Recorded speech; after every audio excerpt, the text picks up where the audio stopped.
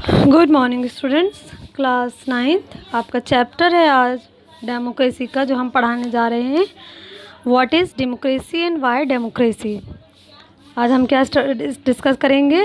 Democratic politics, क्योंकि आपका history का फर्स्ट चैप्टर कंप्लीट हो चुका है और फर्स्ट चैप्टर के वेरी शॉर्ट और शॉर्ट क्वेश्चन आंसर की PDF मैं आपको सेंड कर चुकी हूँ। ठीक है, अब हम चलिए न्यू चैप्टर स्टार्ट करने जा रहे हैं, that is the what is democracy and Y democracy. What is democracy, ये मैंने आपने लास्ट क्लासेस में भी आप ये पढ़ चुके होंगे कि डेमोक्रेसी क्या है। डेमोक्रेसी क्या है?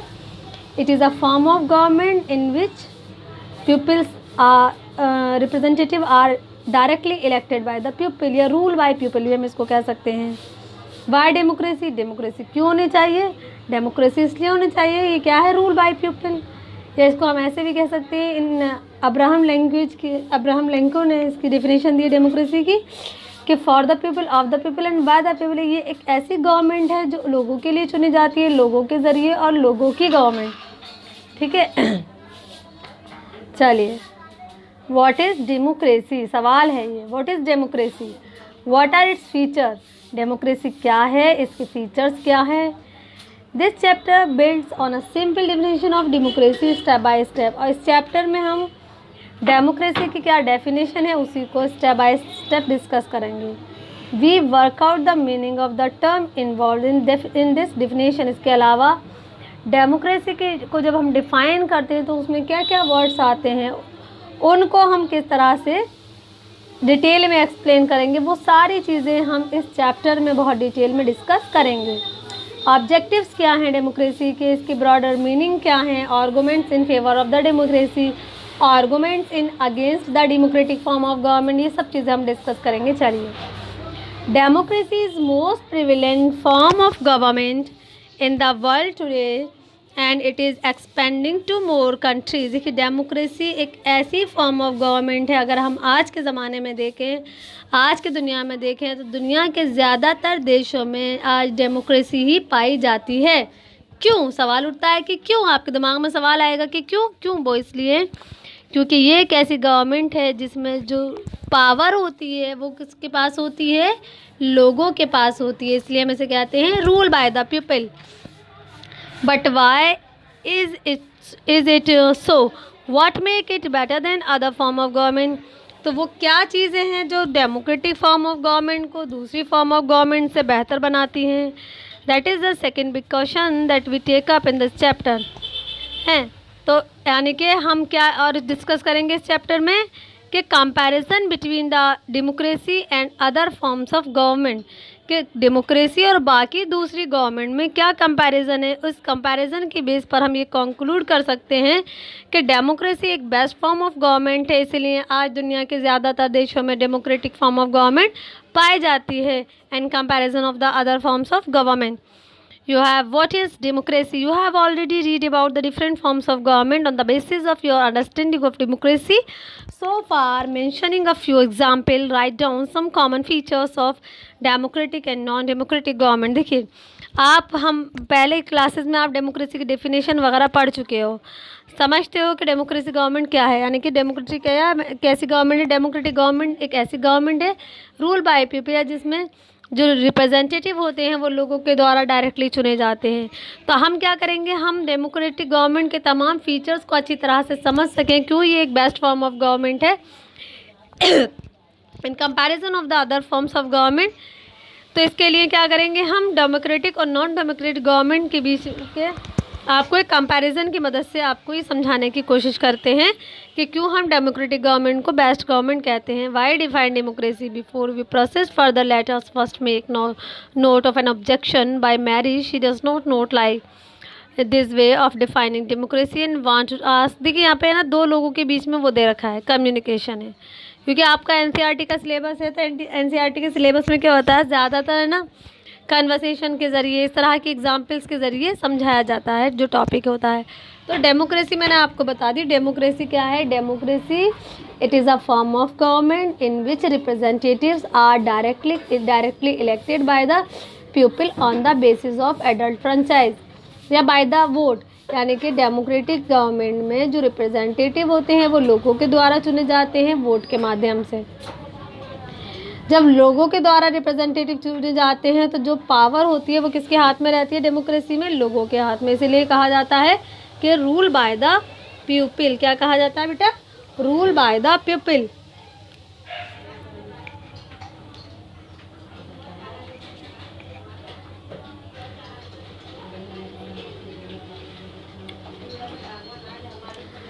अ सिंपल डेफिनेशन पढ़ते हैं हम। Let us get back to our discussion on similarities and differences among government that are called the democracy। देखिए, डेमोक्रेसी की डिफिनेशन को बताने से पहले हम क्या करते हैं, हम डिफरेंसेस क्या है डेमोक्रेटिक गवर्नमेंट और अदर फॉर्म्स ऑफ गवर्नमेंट में, क्या सिमिलरिटीज़ हैं, उस सबको भी डिस्कस करेंगे। इन तमाम चीज़ों को डिस्कशन से आपको इसकी डेफिनेशन बहुत अच्छे से समझ में आ जाएगी। One simple factor common to all democracies is the government is chosen by the people. देखो, जिन दुनिया के वो तमाम देश जहाँ पर डेमोक्रेटिक फॉर्म ऑफ गवर्नमेंट पाई जाती है, तो वहाँ पर एक जो कॉमन फैक्टर है वो ये है, वो क्या है, वो ये है कि डेमोक्रेसी में जो गवर्नमेंट होती है वो लोगों के द्वारा चुनी जाती है, यानी कि people directly elect their representative of government on the basis of the vote. We could thus start with a simple definition. अब डेफिनेशन क्या है, इसको आप अंडरलाइन कर लीजिएगा बेटा। Democracy is a form of government in which the rulers are elected by the people. ये मैंने आपको बताया था कि डेमोक्रेसी एक गवर्नमेंट की फॉर्म है जिसमें जो रूलर्स होते हैं वो लोगों के द्वारा इलेक्ट किए जाते हैं। This is a useful starting point. This definition allows us to separate democracy from other forms of government that are clearly not democratic. अब ये जो डेफिनेशन है ये एक स्टार्टिंग पॉइंट है जो डेमोक्रेसी को बाकी दूसरी फॉर्म्स ऑफ गवर्नमेंट से अलग करता है, क्योंकि इन अदर फॉर्म्स ऑफ गवर्नमेंट, चाहे वो किंगशिप हो, चाहे वो एरिस्टोक्रेसी हो, चाहे वो डिक्टेटरशिप हो, चाहे वो मोनार्की हो, वहाँ पर जो रूलर्स होते हैं, यानी कि उन फॉर्म्स ऑफ गवर्नमेंट में जो रूलर्स होते हैं वो लोगों के द्वारा इलेक्ट नहीं किए जाते। सिर्फ डेमोक्रेटिक फॉर्म ऑफ गवर्नमेंट एक ऐसी गवर्नमेंट है जिसमें रूलर्स लोगों के द्वारा डायरेक्टली इलेक्ट किए जाते हैं। The army ruler of Myanmar were not elected by the people. अभी बात करें, एग्जाम्पल दिया आपको म्यांमार की। म्यांमार में आर्मी रूल चलता है और वहाँ के जो आर्मी रूलर होते हैं वो लोगों के द्वारा नहीं चुने जाते। Those who happen to be in control of army become the ruler of country. Those who happen to be in control, यानी कि जो आर्मी के कंट्रोल में होते हैं या जिनको आर्मी कंट्रोल कर सकती है वही रूलर हो जाते हैं देश के। पीपल जो आर्मी को कंट्रोल कर सकते हैं वो वहाँ के आर्मी के रूलर हो जाते हैं। पीपल हैड नो से इन द डिसीजन। और म्यांमार में क्योंकि आर्मी रूल होता है और वहाँ पर लोगों को कोई अधिकार नहीं है कि वो आर्मी रूलर से कोई सवाल पूछ सकें या किसी भी तरह का कोई उनके डिसीजन पर ऑब्जेक्शन ले सकें। जबकि डेमोक्रेसी में अगर गवर्नमेंट कोई डिसीजन लेती है तो लोगों के पास अधिकार होता है, वो अपने अधिकार का इस्तेमाल करके गवर्नमेंट से उसके द्वारा लिए गए डिसीजंस पर क्वेश्चन भी कर सकते हैं और गवर्नमेंट बाउंड भी है उन सवालों का, आम लोगों के सवालों का जवाब देने के लिए। लेकिन म्यांमार में या अदर फॉर्म्स ऑफ गवर्नमेंट में ऐसा पॉसिबल नहीं होता। Dictator like Pinochet are not elected by the people. अभी बता रहे हैं डिक्टेटर जिनका नाम पिनोचेट है वो लोगों के द्वारा नहीं चुने गए, क्योंकि मैंने अभी आपको बताया कि सिर्फ डेमोक्रेसी ही एक ऐसी गवर्नमेंट है जिसमें रूलर्स लोगों के द्वारा इलेक्ट किए जाते हैं। बाकी किसी दूसरी फॉर्म ऑफ गवर्नमेंट में रूलर्स को लोगों के द्वारा नहीं इलेक्ट किया जाता। This also applies to monarchies, और यही मोनार्की में होता है।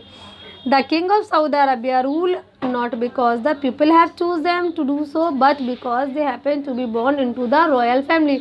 इसी तरह सऊदी अरबिया में जो भी रूलर होते हैं तो वो उन्हें वहाँ के जो राजा होते हैं सऊदी अरब के तो राजा वहाँ पर जो बादशाह होते हैं उन्हें वहाँ के जनता, वहाँ के अवाम, वहाँ के लोग नहीं चुनते, वहाँ के नागरिक नहीं चुनते, बल्कि वहाँ पर क्या है, वहाँ पर चला आ रही है किंगशिप, यानी कि पीढ़ी दर पीढ़ी आप ही के ख़ानदान के लोग राजा महाराजा बादशाहत करते रहेंगे। क्यों? वहाँ पर क्या होता है कि भैया एक बच्चा रॉयल फैमिली में पैदा हुआ है इसलिए आगे चलकर यही किंग बनेगा। ये सिस्टम है सऊदी अरबिया का। This simple definition is not adequate. It reminds us that the democracy is possible rule, but if we use the definition in an unthinking manner, we would end up by calling almost every government that hold an election democracy. तो इस definition के base पर हम ये कह सकते हैं कि डेमोक्रेसी एक ऐसी गवर्नमेंट है जिसमें जो रूल होता है वो लोगों के हाथ में होता है, क्योंकि लोग जो होते हैं वो सरकार को इलेक्शन के माध्यम से चुनते हैं। यानी कि डेमोक्रेटिक फॉर्म ऑफ गवर्नमेंट में एक स्पेसिफिक पर्टिकुलर टाइम पीरियड के बाद इलेक्शन होता है। उस इलेक्शन में जो एडल्ट होते हैं, एडल्ट यानी कि 18 और 18 प्लस के जो लोग होते हैं, जो वहाँ के नागरिक होते हैं, जिनको वहाँ की नागरिकता मिली हुई होती है, वो वोट डालते हैं और उस वोट के आधार पर गवर्नमेंट को चुनते हैं। That would be very misleading as we shift find in contemporary world want to be called a democracy। तो इस तरह की फॉर्म्स ऑफ गवर्नमेंट को कहा जाता है democracy, even if it is not so. That is why we need to carefully distinguish between a government that is democracy and one that pretend to be one। we can do so by understanding each word in this definition carefully and spelling out the features of democratic government। तो बता रहे हैं कि इस तरह से हम democratic form of government के क्या फीचर्स हैं और बाकी दूसरी गवर्नमेंट्स के क्या फीचर्स हैं, उनमें हम आसानी से डिस्टिंग्विश यानी कि डिफ्रेंशिएट कर सकते हैं इस डेफिनेशन की बेस पर। जैसे कि एक दो डिफरेंस मैंने अभी आपको बताया क्या है कि डेमोक्रेटिक फॉर्म ऑफ गवर्नमेंट में क्या होता है कि डेमोक्रेटिक फॉर्म ऑफ गवर्नमेंट में rulers are elected by the people, but in other forms of government there are no provision. कोई प्रोविजन ही नहीं है कि rulers are elected by the people. वहाँ पर नहीं होता है ऐसा। वहाँ पर जो रूलर्स होते हैं उनको वहाँ के नागरिक नहीं चुनते। ऐसा किस फॉर्म ऑफ गवर्नमेंट में पॉसिबल है? ऐसा सिर्फ और सिर्फ डेमोक्रेसी में ही पॉसिबल है। इसका मतलब ये हुआ कि डेमोक्रेटिक फॉर्म ऑफ गवर्नमेंट में जो लोग होते हैं वो गवर्नमेंट पॉलिसीज़ में डायरेक्टली उनका इन्वॉल्वमेंट होता है, क्योंकि रिप्रेजेंटेटिव को वही चुनकर भेजते हैं। फीचर्स बेटा अब हम डिस्कस करने जा रहे हैं फीचर्स ऑफ डेमोक्रेसी। देखिए, we have started with a simple definition. हमने स्टार्टिंग की बहुत सिंपल डेफिनेशन से। डेफिनेशन क्या थी कि democracy is a form of government in which the rulers are elected by the people. कि डेमोक्रेसी एक ऐसी फॉर्म ऑफ गवर्नमेंट है जिसमें रूलर्स जो होते हैं वो लोगों के द्वारा चुने जाते हैं। This raise many question. अब इस डेफिनेशन के जानने के बाद आप लोगों के दिमाग में, सभी बच्चों के दिमाग में तरह तरह के सवाल आ रहे होंगे, जैसे who are the rulers in this के, जैसे कि मतलब भाई रूलर किसके लिए वर्ड यूज़ हुआ है, कौन है ruler. Which official must be elected for any government to be called a democracy. वो कौन से ऑफिशियल है जिनको इलेक्ट किया जाता है गवर्नमेंट के लिए, या जिनको फिर बाद में जाके वो लोग जो होते हैं वो डेमोक्रेसी कहलाते हैं। यानी कि डेमोक्रेसी कहलाते हैं मतलब ये है कि लोगों के द्वारा जो लोग इलेक्ट होकर गवर्नमेंट में जाते हैं वही गवर्नमेंट डेमोक्रेसी कहलाती है। इसका मतलब ये है। विच डिसीजन में be taken by non elected official in a democracy. वो कौन से डिसीजंस हैं जो नॉन ऑफिशियल के ज़रिए लिए जाते हैं डेमोक्रेसी में। What kind of election constitutes a democratic election. वो क्या चीज़ें हैं जिसकी वजह से इलेक्शन जो है वो डेमोक्रेटिक इलेक्शन हो जाते हैं। यानी कि वो कौन सी चीज़ें हैं जो इलेक्शन को एक डेमोक्रेटिक इलेक्शन बनाती हैं। What condition must be fulfilled for an election to be consider democracy. Democratic election को डेमोक्रेटिक बनाने के लिए किन चीज़ों का, किन कंडीशंस का पूरा करना ज़रूरी है। हु आर द पीपल, लोग कौन होते हैं, लोग वहाँ के नागरिक होते हैं। हु इलेक्ट द रूलर, जो रूलर्स को इलेक्ट करते हैं या जिनके द्वारा रूलर्स इलेक्ट होते हैं। Should this include every citizen. जिन्होंने कहा कि रूलर्स, वो पीपल कौन है, पीपल वहाँ के नागरिक, वहाँ के सिटीजन जो रूलर्स को इलेक्ट करते हैं। Can a democracy deny some citizens right. क्या डेमोक्रेसी में जो गवर्नमेंट है वो लोगों के, सिटीजन्स के इस राइट को डिनाई कर सकती है। कौन सा राइट? रूलर्स को इलेक्ट करने वाला राइट। रूलर्स को इलेक्ट करने वाले राइट का मतलब क्या है कि उनसे वोट डालने का अधिकार छीन सकती है। Finally what kind of form of government is democracy. Democracy किस तरह की गवर्नमेंट है। Can elected ruler do what ever they want in a democracy. जो रूलर्स इलेक्ट होकर आते हैं क्या वो करते हैं जो वो चाहते हैं, या वो करते हैं जो लोगों की रिक्वायरमेंट होती है। और must democratic government function with some limits. Democratic form of government जो होती है उस पर कुछ लिमिटेशंस, बाउंडेशंस भी होती हैं, या वो अपनी मर्जी से अपनी पावर का मिसयूज़ करती है, जो चाहती है वो करती है। नहीं, ऐसा नहीं है। डेमोक्रेटिक गवर्नमेंट एक कॉन्स्टिट्यूशन के अकॉर्डिंग चलती है, और कॉन्स्टिट्यूशन में गवर्नमेंट की जो काम करने का तरीका है उस पर भी कुछ लिमिटेशंस लगाई गई हैं। यानी कि गवर्नमेंट जो है वो अकॉर्डिंग टू द कॉन्स्टिट्यूशन काम करेगी। Is it necessary for democracy to respect some right of the citizens. क्या डेमोक्रेसी में जो लोग होते हैं वहाँ के लोगों के पास जो अधिकार होते हैं उन अधिकारों को कॉन्स्टिट्यूशन और गवर्नमेंट की तरफ से कुछ रेस्पेक्ट मिलती है या नहीं? हाँ, बिल्कुल मिलती है, क्योंकि डेमोक्रेसी जो गवर्नमेंट है वो पूरे लोगों पर ही बेस्ड करती है। अगर लोगों को के पास अधिकार नहीं होंगे और उनके अधिकारों को अब मान्यता नहीं मिलेगी, अगर उनके अधिकारों को रेस्पेक्ट या डिग्निटी नहीं मिलेगी तो वहाँ पर डेमोक्रेसी बची ही नहीं।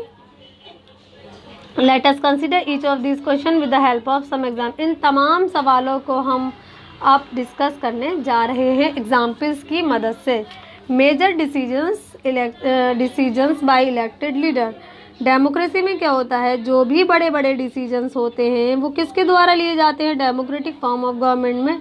डिसीजन मैं नहीं लेती, डिसीजन आप नहीं लेते, बल्कि कौन लेते हैं, डिसीजन लेते हैं हमारे और आपके द्वारा चुने गए हमारे रिप्रेजेंटेटिव्स, हमारे लीडर्स, जिनको हमने अपने वोट के आधार पर चुनकर भेजा है संसद में, वो लोग लेते हैं decision. In Pakistan General Pervez Musharraf led a military coup in October 1999। Pakistan में जनरल परवेज़ मुशर्रफ जो वहाँ के मिलिट्री जनरल थे, उन्होंने 1999 में मिलिट्री के साथ एक तरह से एक मिलिट्री कोप की ही ओवरथ्रू अ डेमोक्रेटिकली इलेक्टेड गवर्नमेंट। और मिलिट्री कोप में उन्होंने क्या किया, जो गवर्नमेंट डेमोक्रेटिकली चुनी हुई थी, यानी कि जिस गवर्नमेंट को लोगों ने चुन कर भेजा था, उसको ओवरथ्रू, उसको हटा दिया। And declared himself the chief executive of the country. और ख़ुद को परवेज़ मुशर्रफ ने 1999 में अपने आप को पाकिस्तान का चीफ एग्जीक्यूटिव डिक्लेयर कर दिया। इसका मतलब ये हुआ कि वहाँ पर 1999 से पहले डेमोक्रेसी थी, लेकिन 1999 में डेमोक्रेसी को जब जनरल परवेज़ मुशर्रफ ने खुद को वहाँ क्या चीफ डिक्लेयर कर दिया, तो वहाँ से डेमोक्रेसी ख़त्म हो गई। Later the change this designation of president and in 2002 held a referendum in the country that granted him a 5-year extension। उसके बाद let he change, उसके बाद उसने क्या, यानी कि जनरल परवेज़ मुशर्रफ ने क्या बदलाव किया, his designation to प्रेसिडेंट को वहाँ के यानी कि प्रेसिडेंट ऑफ पाकिस्तान को 2002 में एक रेफरेंडम पेश किया, जिसके मुताबिक ये था कि जनरल परवेज़ मुशर्रफ का जो टाइम पीरियड है वो 5 साल के लिए और एक्सटेंड कर दिया जाए, बढ़ा दिया जाए। Pakistan media, human rights organization and democracy activists said that the referendum based on the ruler। Pakistan की मीडिया, वहाँ की जो ह्यूमन राइट ऑर्गेनाइजेशन थी और जो डेमोक्रेसी एक्टिविस्ट थे, उन्होंने कहा कि ये जो रेफरेंडम है ये किस पर बेस्ड है, ये रूलर पर बेस्ड है। यानी कि रूलर कौन हो उस वक्त, चीफ एग्जीक्यूटिव किसने खुद को डिक्लेयर किया है, परवेज़ मुशर्रफ ने। तो कहा गया कि ये रेफरेंडम प्रेसिडेंट ने जो दिया है, ये रूलर यानी कि जनरल परवेज़ मुशर्रफ की क्या अकॉर्डिंग ये उनकी सोच पर बेस्ड है, जिसमें कहा गया है कि जनरल परवेज़ मुशर्रफ का जो टाइम पीरियड है वो 5 साल के लिए और बढ़ा दिया जाए। They can not take the final decision, the power to take final decision rested with army official and with the General Musharraf. इन लोगों ने कहा कि प्रेसिडेंट डिसीजन नहीं ले सकते फाइनल, क्योंकि पावर जो है ना वो आर्मी ऑफिशियल कौन, जनरल परवेज़ मुशर्रफ के पास है। तो ये जो रेफरेंडम में जो डिसीजन लिया गया 5 साल बढ़ाने का डिसीजन, ये प्रेसिडेंट का नहीं बल्कि जनरल परवेज़ मुशर्रफ का है। And none of them were elected by the people.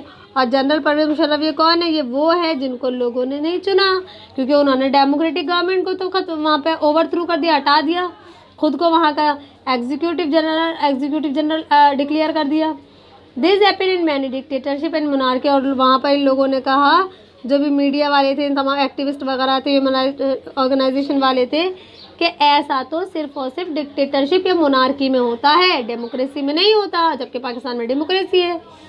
They formally have an elected parliament and government but the real power is with those are not elected. उनका ऐसा देखने में तो ये है कि भैया यहाँ पर पार्लियामेंट और सरकार चुनी गई है, लेकिन जो पावर है वो उनके पास नहीं है, रियल पावर उनके पास नहीं है। यानी कि रियल पावर उन लोगों के पास नहीं है जिनको लोगों ने इलेक्ट करके भेजा है। रियल पावर किसके पास है, आर्मी ऑफिशियल के पास है।